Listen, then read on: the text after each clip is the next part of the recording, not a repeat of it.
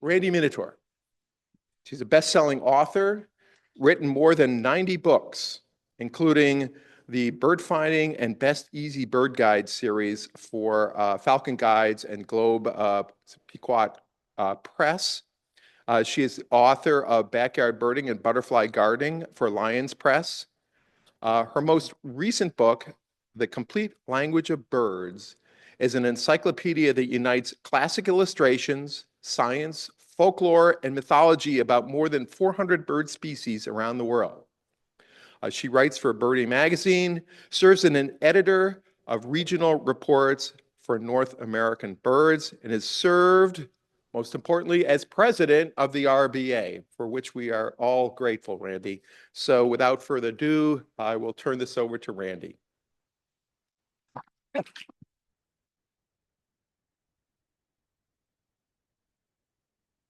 Thanks so much, Brian, and thank you all for humoring me in wanting to give this presentation that I've been giving all over the country to you guys.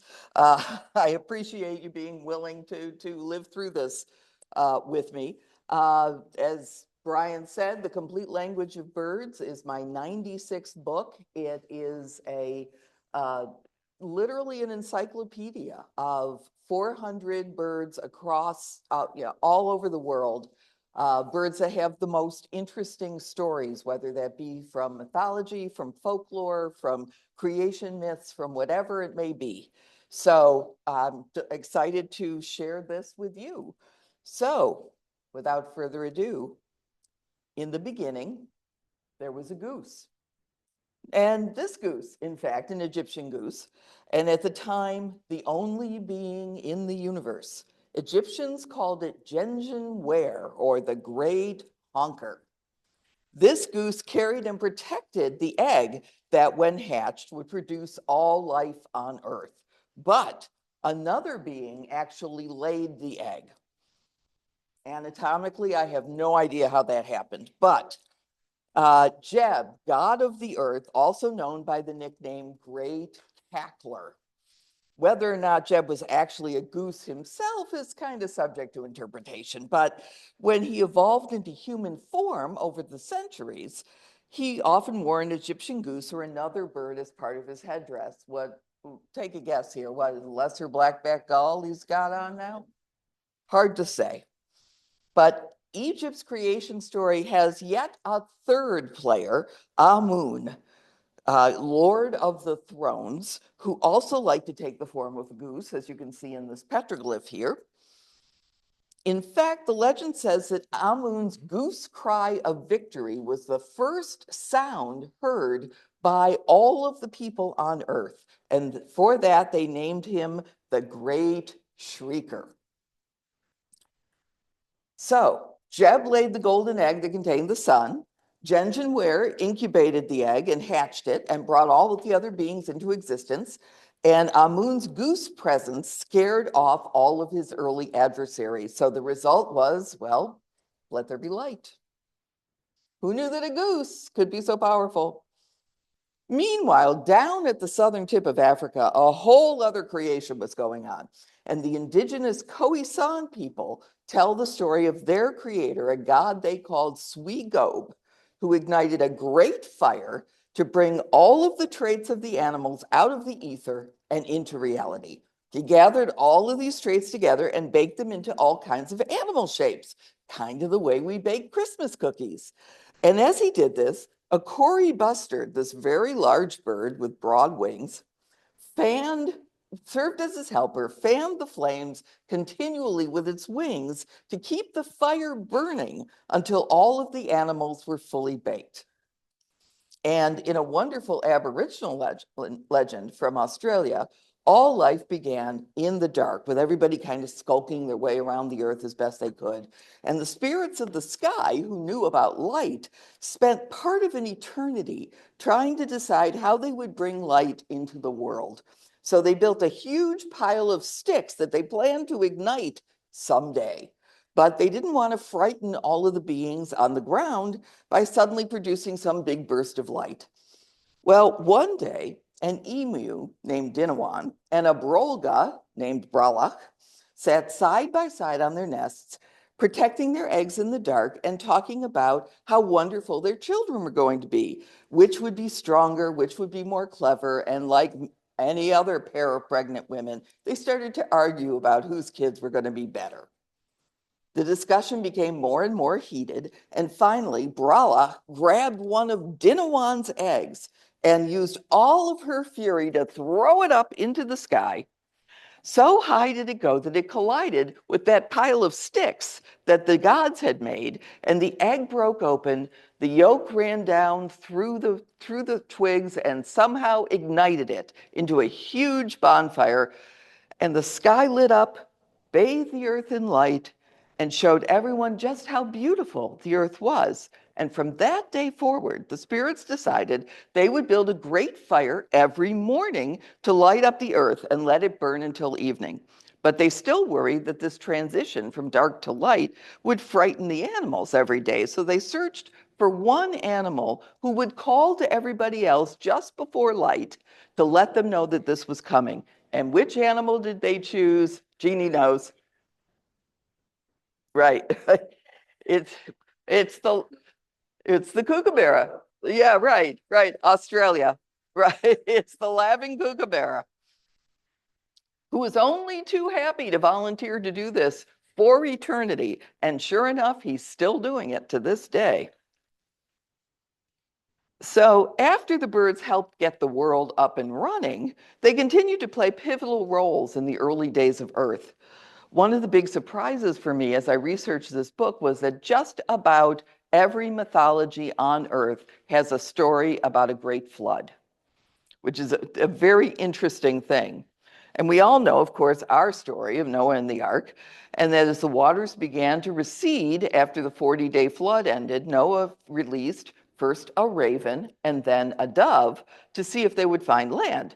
Well, the raven never returned, and we figure that he probably found some nice waterlogged carrion to munch on and thought, the heck with Noah.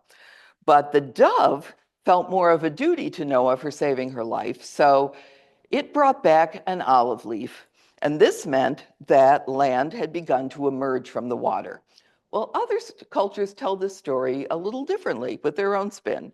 In some areas of the United States, Christians associate the painted bunting with the rainbow that God sent to Noah as part of his covenant with the earth, that he would never do what he had just done again. So painted buntings are the living embodiment of the rainbow, as anyone who has seen one knows, reminding us that God protects us. Well, in the Biricek area of Turkey, people believe that Noah released a northern bald ibis, a bird they see as a symbol of fertility to guide the repopulation of the earth. And the Athabascans of Alaska believe that the Great Flood came to an end with the help of the American bittern. The bittern swallowed enormous amounts of water, flew to where it was most needed, and essentially regurgitated it and created these braided rivers that you see when you go to Alaska. Now, an Ojibwa legend tells us that long ago, the creator sent this great flood to purify the world, and one man, Wayne Abuju, worked quickly and built himself a raft and managed to keep himself and a few animals afloat for an entire month waiting for the waters to recede. But the water didn't go down. So he summoned several different birds to dive to the bottom and retrieve some dirt from the old world that he could then use to essentially restart the continent. Well, the loon was the logical one to do this, but he tried and he failed. And then the dove volunteered, and as you can imagine, that didn't go so well. The poor thing nearly drowned. So finally, a lone coot took on this challenge without telling anybody what he intended, because he knew they'd laugh at him. So time passed, and all of a sudden the other birds noticed he was gone. Sure enough, they found him floating behind the raft and nearly dead. But when they started to resuscitate him, they found that little bit of earth in his bill, and Wayne Abuju could use that to restart the continent. So the lone coot saved North America. Now, it's worth noting that many other Native American tribes also had this legend, but they had different ducks as their savior for it. in particular the common merganser, who brings up that morsel of earth using its strong feet to push against the raft and give it a good start down, and then that sharp red bill to pick up a little bit of earth and bring it back to the top. So there's a lot of logic there. Now, according to a Maori legend from New Zealand, the god Tawaki, who makes lightning and thunder, caused the flood when he created a crystal floor for heaven. The crystal floor caused all of the water in the sky to fall on Fjordland, where the Fjordland penguin lives. The area receives some of the most torrential rain in New Zealand, so everybody blames this now on the Fjordland penguin, who they say helped Tawaki create this condition for Fjordland forever. And in the jungles of Panama, the Great Flood is an origin story for the Great Tinamu. It seems that after the flood covered the world in water, the sun returned and a rainbow appeared. And the Great Tinamu looked at this and was so frightened by the rainbow that it ran into the forest and forsook all of the other animals. And it hides there to this day, cherishing its little dun-colored feathers. God, senior moment. as it lives there in afraid of everybody. Now, these are just a few of the flood-related stories I found in which birds play a starring role, but these amazing birds have much more to teach us throughout the world's folklore and mythology. Now, before I started working on this book, I had never really thought much about when we learned about things like migration. You know, we take it so much for granted. We know everything about migration now. How did we not know? You know, when was there a time when we didn't know about this? When the people looked at the world around them and all the things they couldn't explain, they filled in some of the gaps with birds and the amazing abilities, in particular their ability to fly. So here's one of my favorite examples of trying to explain the world. Before science understood what we do about migration, it seemed to people that the birds just disappeared. They just vanished in the fall and they somehow rematerialized in the spring. So one of the most bizarre theories about this involves the barnacle goose, much like the one we had in Lyndonville just recently.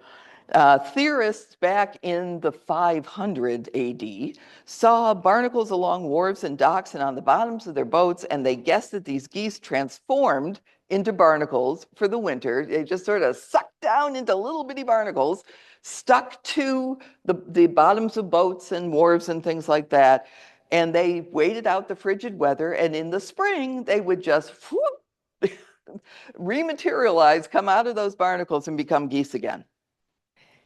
Now, back in 350 BC, the learned Greek philosopher Aristotle for God's sake, theorized that swallows, with their ability to dive so close to the surface of lakes and ponds, actually dove to the bottom of those lakes and ponds in the fall and burrowed into the mud to wait out the winter.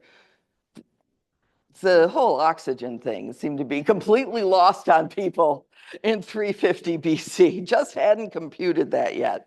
So this theory actually held on until the late 1700s, when sailors returning to Europe from warmer climates noticed that there were huge flocks of swallows down there in Africa and none up here, and they finally put two and two together and started to think about maybe the birds go away and come back. And then in 1822, German villagers shot down a white stork, this very white stork here, which is now taxidermied in a German museum. It had this wooden spear piercing its neck. The spear's unusual wood could only have come from Africa. So, in a flash of insight, the German hunters realized that the birds must have migrated all the way to another continent and back. So a single white stork taught us everything about migration. That being said, so much of what people attribute to birds around the world has really nothing whatsoever to do with science. wondrous parrots like the imperial Amazon, the national bird of the Commonwealth of Dominica, and the African gray parrot, a very popular parrot also in the pet trade, but very, very well known in Africa, are both believed to have the ability to communicate with the spiritual realm. Not only can they fly high enough to reach the gods, but they can actually form words.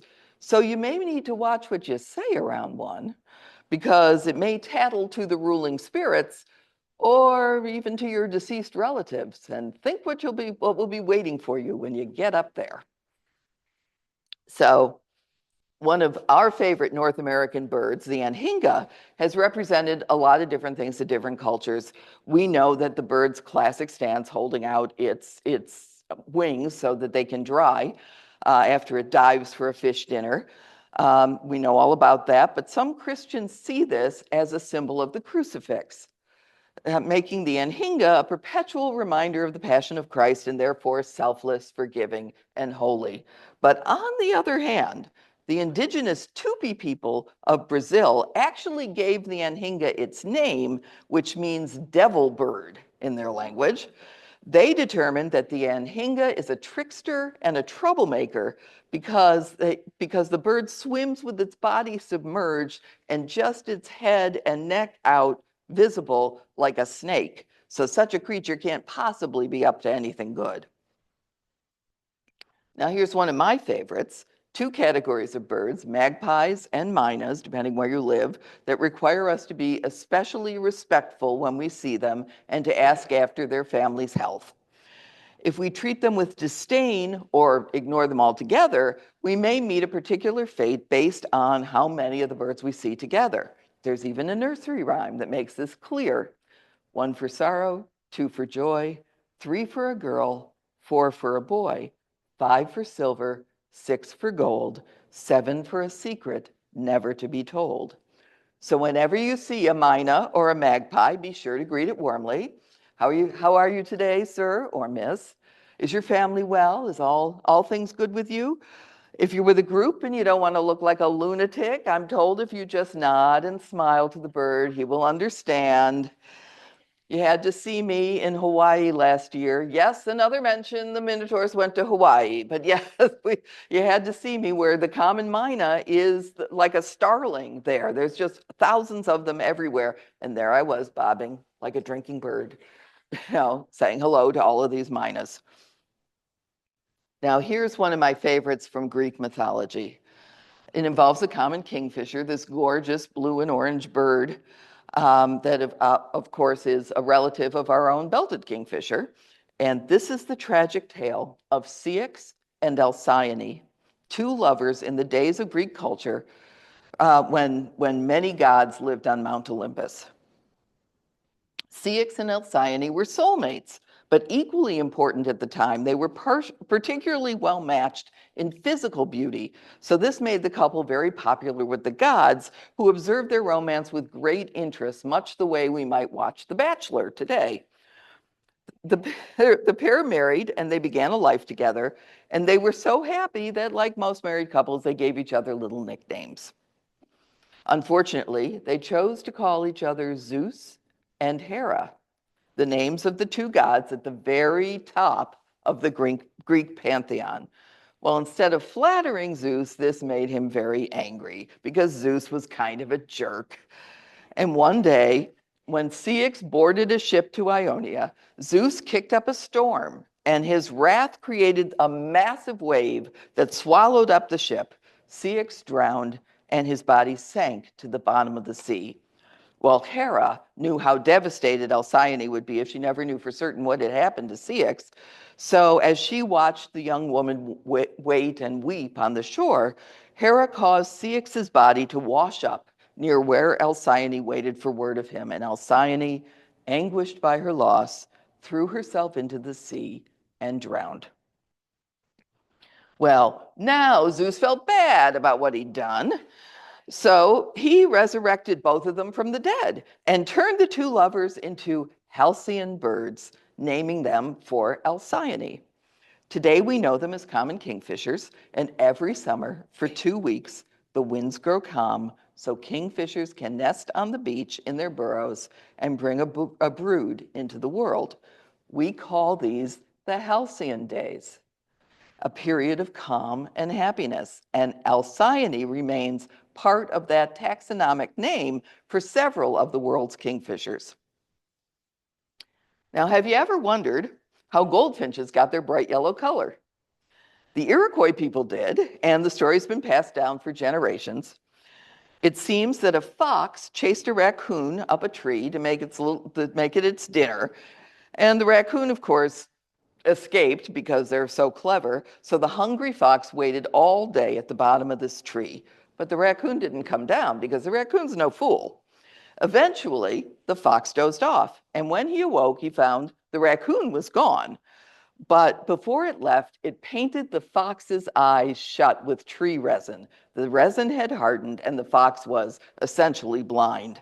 So the fox called and called and called for help, and some drab little finches in the neighborhood took pity on him and came and pecked all the resin off of his eyes and gave him back his sight. Well, the fox thanked them for this good deed by using some yellow flowers, I'm guessing maybe Canada goldenrod because it's native here, and coloring their plumage bright yellow, the color of sunshine. And the goldfinches wear this plumage in spring and summer to this day. Now, this story of the trapped fox and the helpful bird is one of the tales that shows up in folklore all over North America and even over in Europe. It may be used to explain how hummingbirds got their bright iridescence or how the northern cardinal became so red. And we can imagine people of many different tribes coming together thousands of years ago in meeting places like Chaco Canyon in New Mexico, Wupatki in Arizona, or this place, now known as Aztec Ruins National Monument, also in New Mexico, to trade goods and tell stories in the kivas or in the shadows of ceremonial mounds. And one tribe might have an explanation for something that another tribe hadn't really thought about yet. So they would adopt that story and maybe adapt it to make sense in their own area or region. So these stories spread and they became part of many different cultures. Now, let's turn to some of the bravest and the most superstitious people on the planet, those who ply their trade at sea. Entire books have been written, and believe me, now I've read them, about the omens and the portents brought by pelagic birds over boats filled with sailors or fishermen or explorers. Seafarers especially revere the albatross. Any of the 22 species of these magnificent birds, including this Laysan albatross, we were fortunate to see last year. Where? In Hawaii. For centuries, having an albatross around your neck has been synonymous with carrying a weighty burden that we can't wait to dispose of as soon as we can. This expression, of course, comes from Samuel Taylor Coleridge's poem, The Rime of the Ancient Mariner, which I will not recite for you today. But in it, we learn that killing an albatross is the worst luck of all bad luck, inviting shipwreck and certain death. So how do we counteract that? The person who killed the bird has to wear it on a rope around his neck, literally carrying the burden of the misdeed. An albatross can weigh as much as 18 pounds. So this is not anything to take lightly. It's probably a really good deterrent against killing albatross. Coleridge's poem dominates seabird lore. So it may seem that albatrosses are the only birds that affect a sailor's fortune, but the family, the family of northern storm petrels also carries considerable weight with seafarers. The storm part of the name comes from their habit of taking refuge from an oncoming gale by following closely behind a ship, letting the structure block the worst of the weather, or the big sails in the old days blocking the weather. Sailors took this as a dependable warning that a storm was on its way, so that's why they're storm petrels. Some, however, thought that the birds actually brought the stormy weather with them, making a flock of storm petrels at a ship's stern a very scary thing to see. In fact, some seafarers went so far as to call it good luck if a storm petrel happened to defecate on them as it passed over them.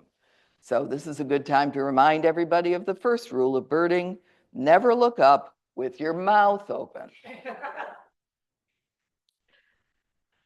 So killing a storm petrel, even in retaliation for the defecation, was and is still considered bad luck, as if the shooter wishes to invite bad weather for a very long time. So if you want to get yourself caught at sea in the middle of a hurricane, all you got to do is shoot down a storm petrel. And as long as we're on the subject of disgusting things people do at sea, fishermen of old observed gray herons standing patiently waiting for fish to swim by at exactly the right distance, and decided that something about the heron's feet attracted the fish. So they carried a heron's foot for good luck in fishing, and some even coated their fishing lines with a noxious goo they made from heron's fat and feet. As this practice has faded, we can assume it was not especially effective.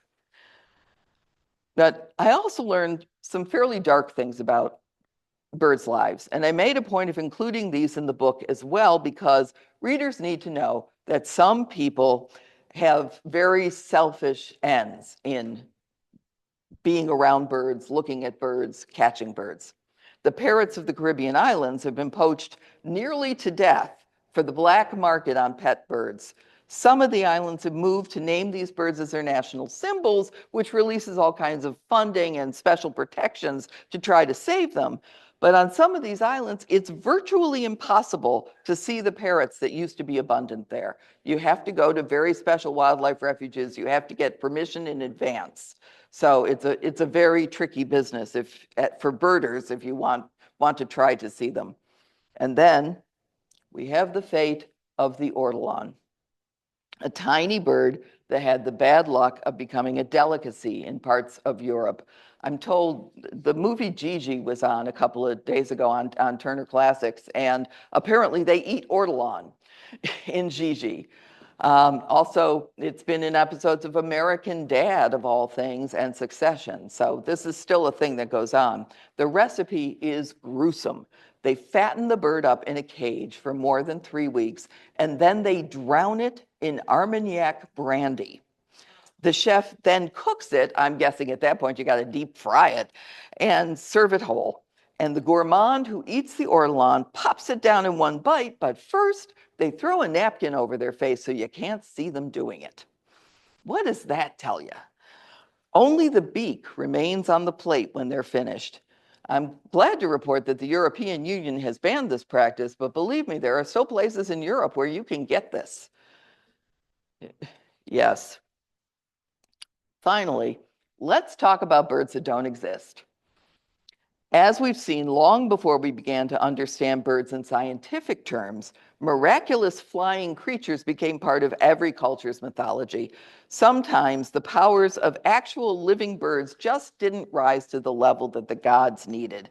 So birds needed to do something more. They needed to meld with the body of a god or goddess, or become the lead character in a myth so fantastical that it needs a supernatural species to tell it. So creating birds that have supernatural powers makes them larger than life, allowing us all to attach all manner of deeds to them. This makes them the catalyst for just about any situation that requires an explanation beyond the ordinary. In Egypt, the god Tot takes on the mantle of a bird, specifically an African sacred ibis, while he controls the passage of time and the change of seasons. Tot is the god of the moon, wisdom, writing, hieroglyphics, science, magic, and art, so he's a busy guy. And the ibis head allows him to change the pace of the passage of time, so he has more time to do the things he has to do. On the flip side of this benevolence, a mythical bird called an uzlum provides an excuse for foolishness, shifting the blame for mistakes away from humans and onto a bird too silly to behave itself. In British and Australian legend, uzlum flies in a spiral of tighter and tighter circles until it eventually flies up its own butt. And I'm guessing everyone here knows an uzlum or two in your lives. Here's the feng huang, or Chinese phoenix, one of China's 12 ornaments, ancient symbols that denoted the power and authority of the wearer. The ornaments date back to at least 2294 BC and maybe much, much longer. They were embroidered on the clothing of high-ranking people in Chinese society. And the description of this beast has changed quite a bit over the years. So this one follows one of the most recent depictions: a golden pheasant's head, a mandarin duck's body, a peacock's tail, a crane's legs, and a parrot's bill. More or less. Wherever the Feng Huang appears, it implies virtue and honesty of whoever is wearing it. It often appears at weddings as a blessing of fidelity and harmony, and some households bring it out to display it in good times and put it away in bad times. So this week in China, the Feng Huang was getting a lot of exercise. Exactly how and where we acquired the legend of the phoenix has been a subject of debate for thousands of years. It appears long before Greek mythology finally cemented the story that we have today of an immortal bird who eventually tired of its cushy life in paradise. Phoenix traveled to the mortal world where things lived and died, but the phoenix knew he was never going to die, so he was fine. Well, one night, Phoenix built a nest of twigs, and as he waited for Apollo, the sun god, to arrive, he began to sing. Morning came, and Apollo passed over in his golden chariot, but the sun god so admired Phoenix's song that he actually stopped in midair to listen, and the sun stood still. A spark from the sun dropped down onto Phoenix's nest of twigs. The nest ignited, and Phoenix burst into flames, dissolving into ashes. But all was not lost for Phoenix. 3 days later, the magical bird sprang up from the ashes, young and renewed, and the bird realized that he could do this again and again, but only once every 1,000 years. So he continues to repeat this cycle of death and rebirth as he will for eternity. So that, in a nutshell, is the complete language of birds, with stories about nearly 400 species of birds around the world. It's illustrated rather than photographic, as you've seen, so it is not loaded with my husband's wonderful photography, which is kind of ironic, isn't it? But instead, it's mostly artwork from the late 19th and early 20th centuries. They wanted kind of a Victorian feeling to it. But of course, you recognize Audubon's work on the cover and in several other places throughout.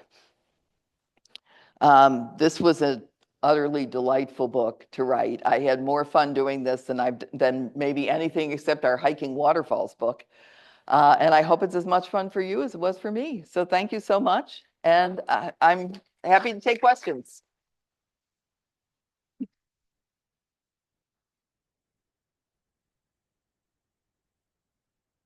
Does anybody have any questions?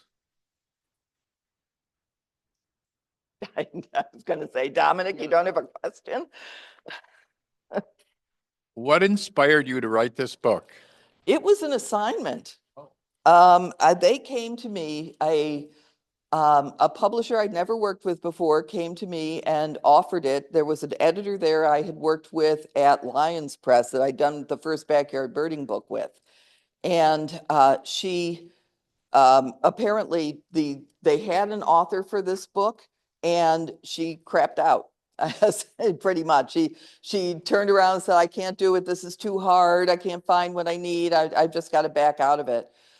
So they offered me a lot of money and told me I had 6 months. Could I pull it off? And I said, sure, why not? What the heck? Write about birds for 6 months? Yeah, I can do that. So yeah, it was a marathon, but it was tremendous fun. So I'd love to do more books with them. They were a lot of fun to work with.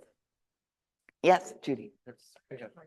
Where did you do your research primarily? Online or in different books or both or? Both. I started online. I started with,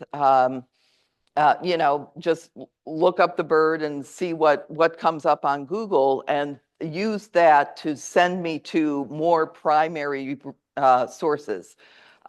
In some cases, there's, particularly in the Caribbean, it was very interesting to find that there's not a lot published.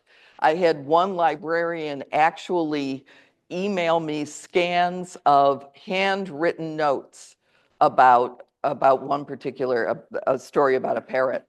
So that was interesting. But yeah, there's a lot of old books, and the older the better for something like this. So getting the complete book of Aesop's fables, and then figuring out what bird. Okay, so it's an owl. Which owl would Aesop have seen? There was a lot of that it's not just an owl. Is it the Stygian owl? Is it the which owl are we looking at? So there was a lot of that kind of regional figuring that stuff out too. But yeah, I've got a whole new library of books at home. from this. Oh, let's do this first. From the Zoom audience, did you find any relationships between birds and the martial arts? Oh, wow.